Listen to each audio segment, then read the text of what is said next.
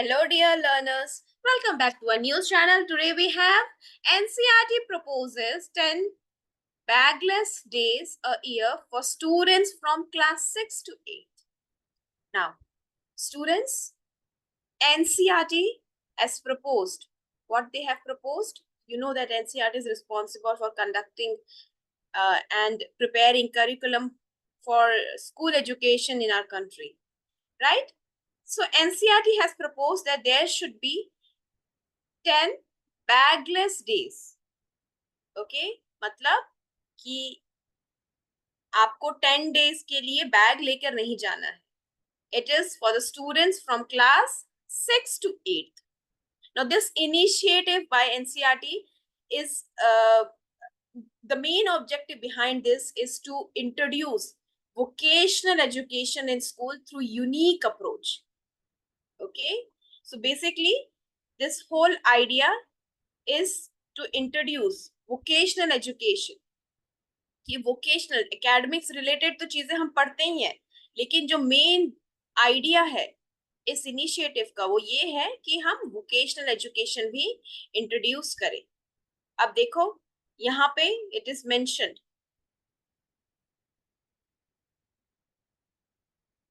in its guidelines that NCERT said the teachers would have to plan activities for students to learn from vocational experts. किस तरह की, जो vocational expert मतलब क्या होता है? प्रैक्टिकल नॉलेज, जैसे कि practical and work oriented, job oriented knowledge, जैसे कि they can include carpenters, gardeners, potters, artists. Okay, so this initiative, bagless days initiative, is in line with the requirements of National Education Policy 2020. This initiative is a part of the National Education Policy in 2020 and it targets students from classes 6 to 8. 6 to 8 है. Students, please remember this fact. 6 to 8 के लिए है to emphasize hands-on learning and exposure to various vocational skill. अब ताकि students academics के साथ साथ vocational skill भी लर्न कर सके. And during these 10 days, students will engage in activities such as interacting with artisans, visiting their workplaces, and participating in practical exercises like carpentry, gardening, and pottery. So the main goal is to bridge the gap between theoretical knowledge and practical application. Theoretical knowledge और practical application के बीच में जो gap है उसको कम करना है, so that we can foster a deeper understanding of different career paths and dignity of labor. ताकि India में भी जो करियर पाथ है वो स्टूडेंट्स स्कूल लेवल पर ही डिसाइड कर पाए. अभी कई बार ऐसा होता है कि स्टूडेंट्स को नहीं पता होता कि व्हाट दे एक्चुअली लाइक, उनको किस फील्ड में जाना है, क्या करना है. अब नाउ यू माइट वंडर कि कारपेंटर, गार्डनर, पॉटर, स्टूडेंट्स अगर हम फॉरेन में देखें, यूरोपियन कंट्रीज में देखें, डेवलप्ड कंट्रीज में देखें, वहां पर जैसे ब्लैक स्मिथ्स हैं, वो प्रोफेशनल भी अपना करियर फॉलो करते हैं. आपने एक शो देखा होगा हिस्ट्री टीवी चैनल पे, फोर्ज्ड आयरन. तो वहां पर आप देख पाएंगे कि ब्लैक स्मिथ्स हैं, वो प्रोफेशनल फॉलो करते हैं, प्रोफेशनल उनका करियर है वो. तो अगर स्कूल लेवल पर भी ये डिफरेंट ऑप्शंस स्टूडेंट्स के पास अवेलेबल होंगे तो they can choose their career path in a better way. And this whole experience based learning approach can encourage students to explore various fields. And it's not just about career, it can also develop critical skills like teamwork, creativity, problem solving. तो इसकी वजह से सिर्फ आप या students एक career ही नहीं देखेंगे, बल्कि साथ साथ एक सॉफ्ट स्किल होता है जो फर्दर ऑफिसर लाइक क्वालिटीज होती हैं वो भी डेवलप हो सकती है, जैसे team work, creativity, problem solving. And the initiative also includes educational tours and visits to cultural and historical sites. तो कल्चरल और हिस्टोरिकल साइट है वहां पे विजिट करना, so that students can have holistic learning experience. And these activities are designed to cultivate lifelong learning and practical skills. तो ये basic objective है behind 10 bagless days का, कि वहां पर स्टूडेंट्स सिर्फ वोकेशनल ट्रेनिंग या वोकेशनल एक्सपर्ट से ही मिलेंगे, बल्कि साथ साथ एजुकेशनल टूर पे भी जाएंगे, so that they can have holistic learning and experience based approach. Experience based कैसे हम सीख सकते हैं चीजों को, क्रिएटिविटी, टीम वर्क कैसे डेवलप हो सकता है. तो ये पूरा ऑब्जेक्टिव है behind introducing 10 bagless days. Okay, and it will be implemented by schools across states. तो हर जगह ये इम्प्लीमेंट होगा, और 6 to 8 क्लासेस के बीच में जो 6 to 8 क्लासेस के स्टूडेंट्स हैं उनके लिए ये इनिशिएटिव है. All right, now let's move on to the next article. We have Project Tiger will displace 5.5 lakh tribals. Report. Now, what is Project Tiger? Students, on Monday, we celebrate yesterday as Global Tiger Day. Okay, so we also have Project Tiger introduced in our country, and this is a conservation program.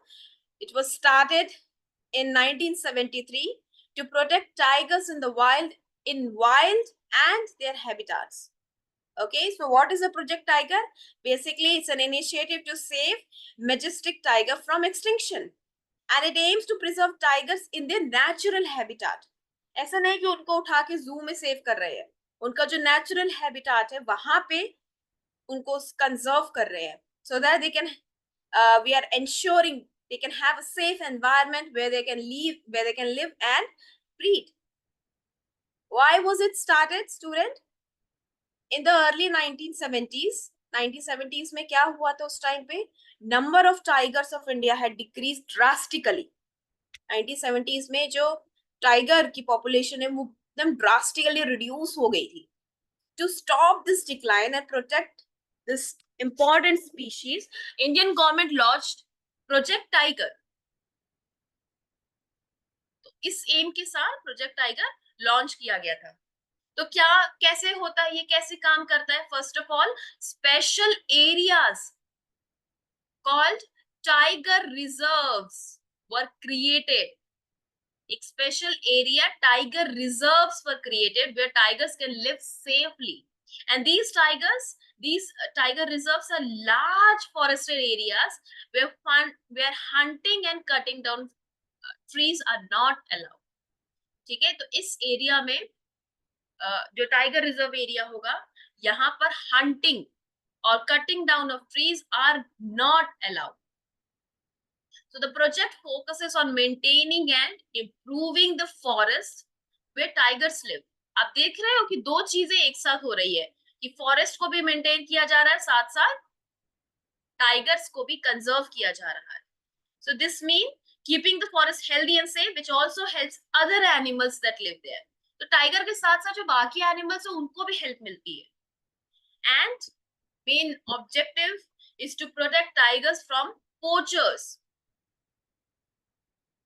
And the project also includes strict laws and employ guards to patrol the whole reserve. This project also involves local communities. Now, when we read this article, it's about displacement. So, although we are offering conservation to tiger, but sometimes tiger protection also involves creating, we have already discussed that tiger protection involves creating protected areas like tiger reserves to provide a safe habitat for these endangered animals, right? But these efforts include sometimes establishing and managing these reserves can sometimes lead to the displacement of forest dwellers. And these forest dwellers include indigenous communities who have lived in these areas for generations.